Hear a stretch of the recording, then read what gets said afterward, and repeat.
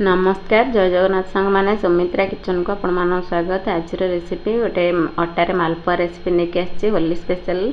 गोटे बाउल रे गोटे कप अटा, आधा कप सुजी, 6 चम्मच चीनी, गोटे कप क्षीर को दे प्रथम भल भाव मिसेबा। तापर आउ आधा कप क्षीर देबा।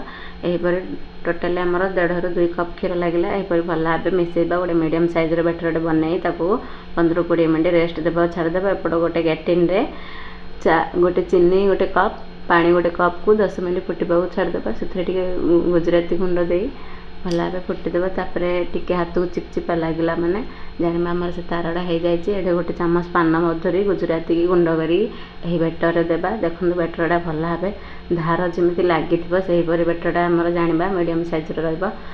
तेल गरम है मालपुआ को फ्राए करवा। जस्ट टिके मालपुआ देला माने तेल रे टिके ऊपर को बबल्स आसला माने ताको टिके हल्का हल्का तेलटा को एपट सेपट करवा। मालपुआ टिके साइड साइड जस्ट टिके दबेला माने आराम से फुली फुली मालपुआ हो। मीडियम साइज रो गोल्डन कलर हैला परे फ्राई करी हमें फ्राई करी बाहर करी चीनी सिरा रे देबा। चीनी सिरा रे भी टिके पकेला माने एपट सेपट टिके ताको करी 5 मिनट ताको भिजिबा को देबा। आ मालपुआ छानला भितर हमर एही मालपुआ को पकईथिबा चीनी सिरा तापर बाहर कर देबा गोटे प्लेट को। तापर गरम गरम मालपुआ है पर निश्चित बनातु। केपर लगिला रेसिपीटा कमेंट रे जणातु।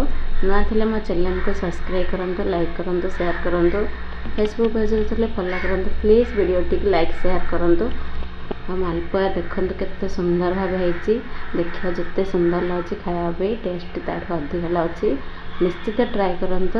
आज पे रहउची धन्यवाद। जय जगन्नाथ।